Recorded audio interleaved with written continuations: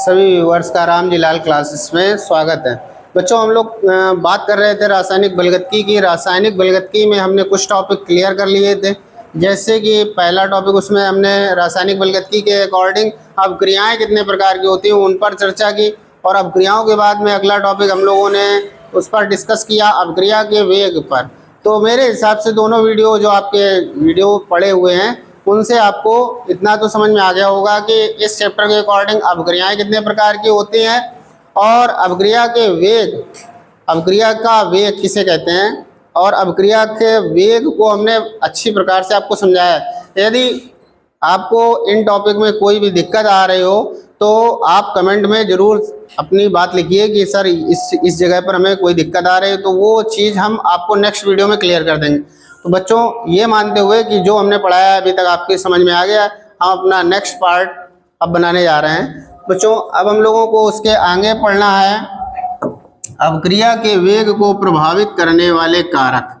क्या पढ़ना है बच्चों? अभिक्रिया, ध्यान से देखना, अभिक्रिया के वेग को प्रभावित करने वाले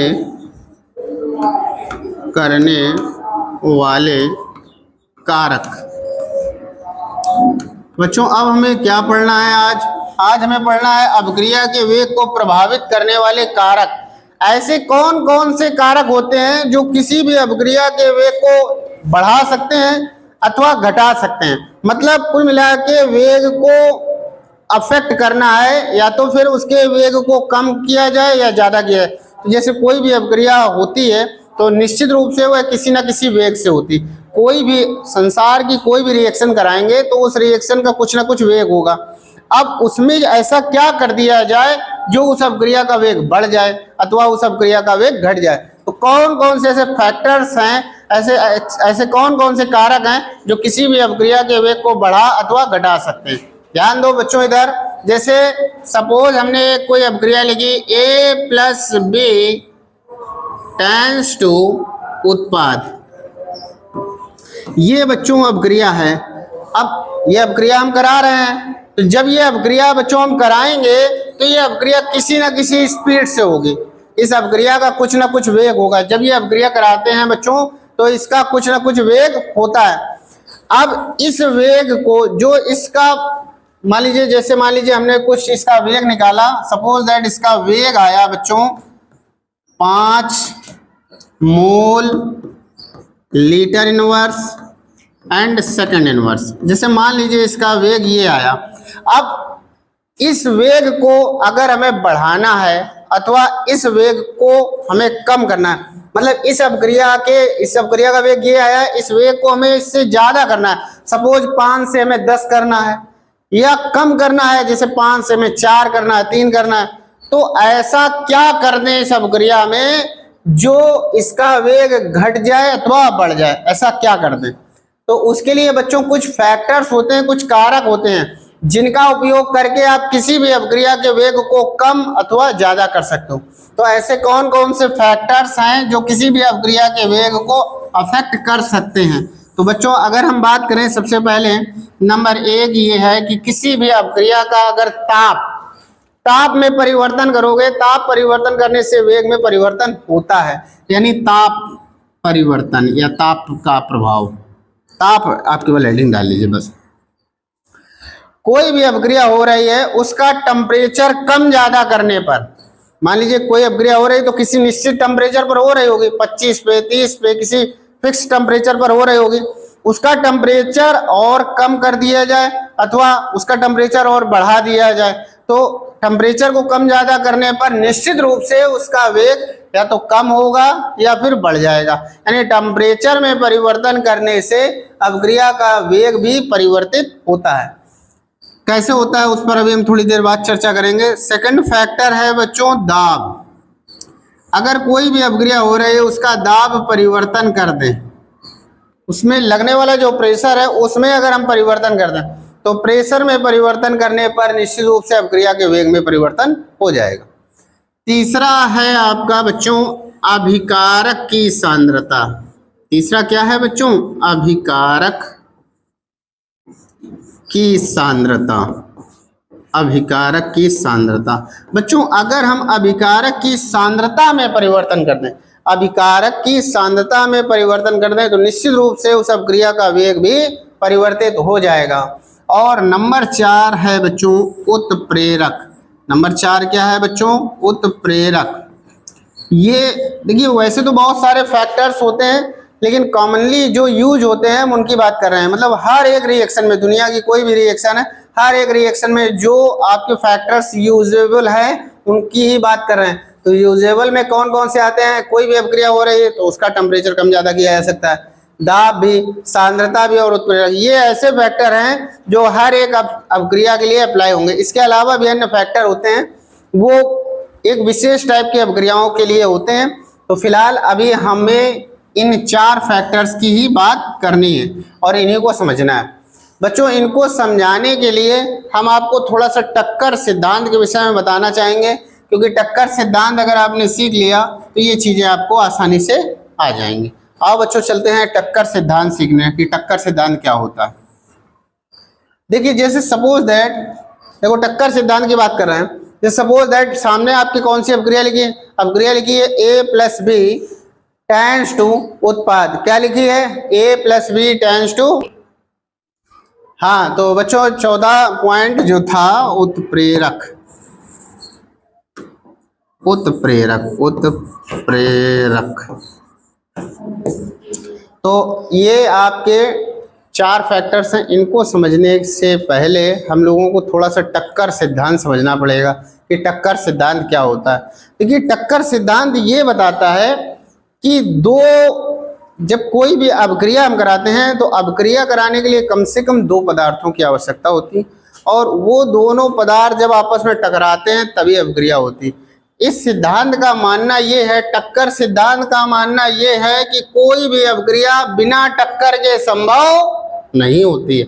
कोई भी अभिक्रिया कराई जाए, जब तक उसमें मॉलिक्यूल्स आपस में टकराएंगे नहीं तब तक अभिक्रिया नहीं होगी। अगर अभिक्रिया करानी है तो मॉलिक्यूल्स का परस्पर टकराना आवश्यक है।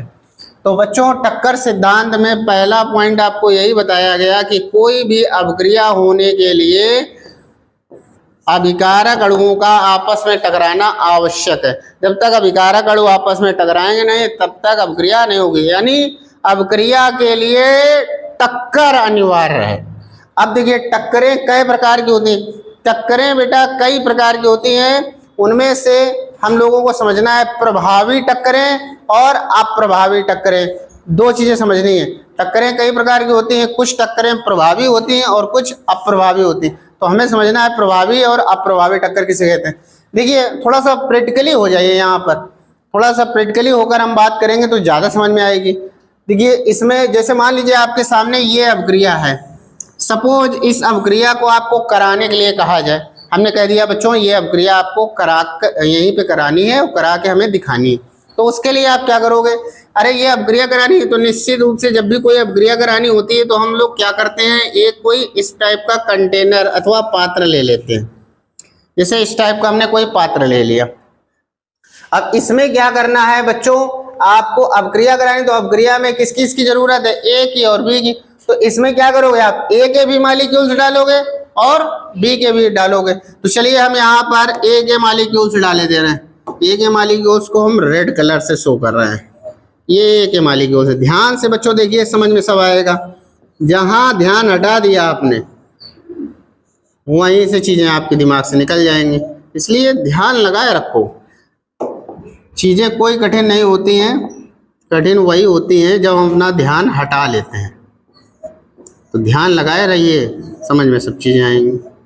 देखिए जैसे ये हमने जो रेड कलर से दर्शाए हैं, ये मॉलिक्यूल्स किसके हैं बच्चों? जो रेड कलर से दर्शाए गए हैं ये मॉलिक्यूल्स हैं बच्चों A के। किसके बच्चों? A के। और जो येलो कलर से हमने दर्शाए हैं ये मॉलिक्यूल्स हैं B के। अब इसमें इस रिएक्शन को देखकर आपको क्या समझ में आ रहा है? इस रिएक्शन को देखकर ये समझ में आ रहा है कि A का मॉलिक्यूल्स B के मॉलिक्यूल से टकराएगा और उत्पाद बन जाएगा। यहाँ पे A के भी मॉलिक्यूल्स हैं और B के भी मॉलिक्यूल्स हैं। अच्छा, आपने कोई चौकीदार तो यहाँ खड़ा नहीं कर रखा है जो यही कहे कि नहीं ए बी से ही टकराएगा। देखिए इसमें टक्करें कितने प्रकार की हैं। देखो, हो सकता है ए का मालिक्यूल्स बी के मालिक्यूल से टकराए, ध्यान समझो। तो जब ए का मालिक्यूल्स बी के मालिक्यूल से टकराएगा तो उत्पाद बन जाएगा, यानी इस टक्कर में उत्पाद की प्राप्ति हो रही है। बोलो, हो रही कि नहीं हो रही है? इस टक्कर में उत्पाद की प्राप्ति हो रही है। लेकिन ये भी तो हो सकता है बच्चों ए का मालिक्यूल्स ए से टकरा जाए, ये भी तो हो सकता है। जब ए का मालिक्यूल्स ए से टकराएगा, बोलो उत्पाद मिलेगा? नहीं मिलेगा। इसके आपस में टकराने से उत्पाद नहीं मिलेगा, इसमें उत्पाद नहीं मिल रहा है। अच्छा, बी का मालिक्यूल्स बी से टकराएगा तो क्या उत्पाद मिलेगा? नहीं मिलेगा। लेकिन जब ए का मालिक्यूल्स बी से टकराएगा तो उत्पाद मिलेगा। अर्थात इसमें आप देख रहे हो कि टक्करें कई प्रकार की हो रही हैं। टक्करें बच्चों कई प्रकार की हो रही हैं, लेकिन कुछ ही टक्करों में उत्पाद मिल रहा है। जिन टक्करों में बच्चों उत्पाद मिलता है उन टक्करों को हम लोग क्या कहते हैं? प्रभावी टक्कर। क्या कहते हैं बच्चों? प्रभावी टक्कर। तो इन टक्कर में आपको उत्पाद मिल रहा है, इसलिए इसे क्या कहेंगे हम? प्रभावी टक्कर। और जिन टक्करों में बच्चों उत्पाद नहीं मिलता है, जैसे इन दोनों टक्करों में उत्पाद नहीं मिल रहा है, तो इन्हें हम बच्चों क्या कहेंगे? अप्रभावी टक्कर। क्या कहेंगे?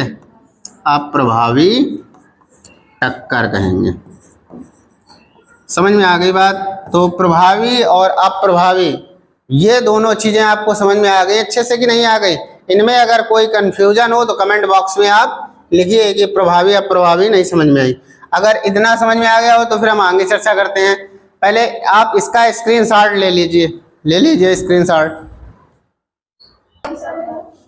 हाँ, तो बच्चों अब हम लोग बात करेंगे कि टक्कर सिद्धांत में हम लोगों ने दो चीजें सीख ली हैं, एक प्रभावी टक्कर और एक अप्रभावी टक्कर। इसको लेते हुए अब हमें इन चारों फैक्टर्स की बात करनी है। देखिए फिर से एक बार, अभिक्रिया जो आपके सामने है इसी को हम मान लेते हैं कि जैसे ये अभिक्रिया मान लो हो रही है। ध्यान समझना बच्चों, तभी समझ में आएगी। ये मान लीजिए आपके सामने अभिक्रिया हो रही है। फिर से प्रैक्टिकली आप लोग सोचो, इस अभिक्रिया को कराना है तो इसके लिए आपको कोई ना कोई पात्र चाहिए। चलिए, ये एक आपने कोई पात्र ले लिया, ध्यान से देखना बच्चों, ये आपने पात्र लिया और इसमें आपको क्या करना है? ए और बी के मालिक्यूल्स डालने हैं। चलिए, हमने ए के मालिक्यूल्स डाल दिए। ध्यान से देखो बच्चों, किसके मालिक्यूल्स डाल दिए? ए के। और किसके डालने हैं? बी के। चलिए, बी के मालिक्यूल्स डाल दीजिए। अब ध्यान दीजिए, जैसे मान लो ये अभिक्रिया हम करा रहे हैं, ये अभिक्रिया हम, भाई अभिक्रिया कराने का मतलब तुम्हें उसमें कोई पहलवानी नहीं करनी है। कोई अभिक्रिया कराने का मतलब उसमें कोई पहलवानी थोड़ी ना करनी है कि किलवा लेके पहलवानी करनी। अरे सीधे आपको क्या करना है कि उसमें जिनकी अभिक्रिया करानी है वो दोनों पदार्थ को डाल देना है आपस में। अब जैसे हमने क्या किया कि एक पात्र लिया और इस पात्र में हमने ए के मालिक्यूल्स और बी के मालिक्यूल्स हमने डाल दिए और ये अभिक्रिया करा रहे हैं मान लो रूम टेम्परेचर पर। रूम टेम्परेचर आपका कितना होता है? 25 से 35 के बीच में होता है। मान लीजिए सपोज दैट ये अभिक्रिया कितने टेम्परेचर पर हो रही है? सपोज दैट ये अभिक्रिया हो रही है बच्चों 30 डिग्री सेंटीग्रेड टेम्परेचर पर। कितने पर हो रही है बच्चों? 30 डिग्री सेंटीग्रेड पर ये अभिक्रिया हो रही है। बच्चों जब अभिक्रिया का मतलब ए का मालिक्यूल्स बी के मालिक्यूल से टकराएगा तो आपको उत्पाद मिलेगा। तो ये अभिक्रिया हो रही है तो इसका कुछ ना कुछ वेग होगा बच्चों। अगर ये अभिक्रिया हो रही है तो इसका कुछ ना कुछ वेग होगा। मान लीजिए इस अभिक्रिया का वेग है बच्चों कितना? कुछ अपने मन से मान लो, चलो 5 ही मान लिया, 5 मोलर सेकंड इनवर्स या मिनट इनवर्स कुछ मान लो। ये हो रहा है इसका वेग। अब देखिए जरा ध्यान समझो, जब अभिक्रिया कितने पे आप करा रहे हो? जब अभिक्रिया हो रही है 30 पे, कितने पे हो रही है? तब वेग कितना आ रहा है बच्चों? वेग कितना आ रहा है? जब अभिक्रिया हो रही है 30 पे तब वेग कितना आ रहा है बच्चों? 5 आ रहा है। कितना आ रहा है? 5 आ रहा है। अब इसके बाद में अगर बच्चों इसका टेम्परेचर बढ़ा दें, मान लो यहाँ पर कोई चीज लगाकर हम इसका टेम्परेचर बढ़ाएं और टेम्परेचर इसका बढ़ाकर हमने कर दिया 100। कितना कर दिया बच्चों? 100 डिग्री सेंटीग्रेड, इतना टेम्परेचर कर दिया। तो टेम्परेचर बढ़ाने पर क्या होता है? नीचे के मालिक्यूल्स हल्के होकर ऊपर जाएंगे और ऊपर के भारी मॉलिक्यूल्स नीचे आएंगे तो इनका आवागमन बढ़ जाएगा। अब आवागमन जब बढ़ जाएगा तो इनमें टक्करों की संख्या भी पहले की तुलना में ज्यादा हो जाएगी, और जब टक्करों की संख्या बढ़ जाएगी तो प्रभावी टक्करों की संख्या भी बढ़ जाती है। तो प्रभावी टक्करों की संख्या बढ़ने से क्या होगा, इसका वेग बढ़ जाएगा, वेग इतना नहीं रहेगा, इससे ज्यादा हो जाएगा। अर्थात इसमें लिखेंगे कैसे, आप हेडिंग डालोगे ताप का प्रभाव। क्या हेडिंग डालोगे, ताप का प्रभाव। और ताप के प्रभाव में आप लिखोगे, क्या लिखोगे कि किसी अभिक्रिया का ताप बढ़ाने पर, किसी अभिक्रिया का ताप बढ़ाने पर, किसी अभिक्रिया का ताप बढ़ाने पर अभिकारक, किसी अभिक्रिया का ताप बढ़ाने पर अभिकारक अणुओं की गतिज ऊर्जा बढ़ती है, अभिकारक अणुओं की गतिज ऊर्जा बढ़ती है, जिससे उनके बीच होने वाली, जिससे उनके बीच होने वाले प्रभावी टक्करों की संख्या भी बढ़ जाती है, जिससे उनके बीच होने वाली प्रभावी टक्करों की संख्या भी बढ़ जाती है, और अभिक्रिया का वेग भी बढ़ जाता है, और अभिक्रिया का वेग भी बढ़ जाता है। इसका ठीक उल्टा भी है, अगर टेम्परेचर कम करोगे, क्या करोगे, टेम्परेचर को कम कर दोगे तो टेम्परेचर कम करने पर टक्करों की संख्या घट जाएगी, प्रभावी टक्करों की संख्या घट जाएगी, अभिक्रिया का वेग भी घट जाएगा। अब बच्चों ये वाला पॉइंट समझ में आ गया हो तो दूसरे पॉइंट की बात करें, दाब का प्रभाव। किसकी बात करें बच्चों, दाब का प्रभाव। चलिए दाब का प्रभाव में देख लीजिए, देखिए यहाँ समझ लीजिए, दाब के प्रभाव को आप समझ लीजिए।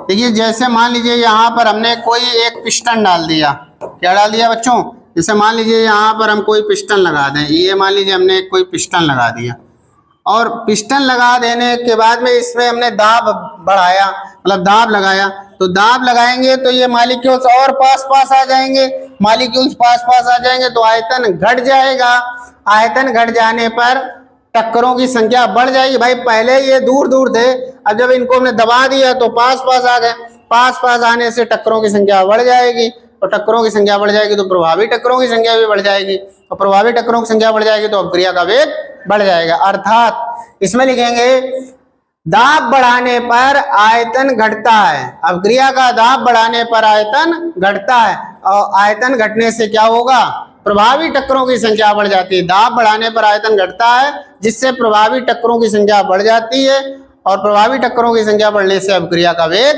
बढ़ जाता है। अब इसके बाद में अगला पॉइंट जरा देख लीजिए, अभिकारक की सांद्रता।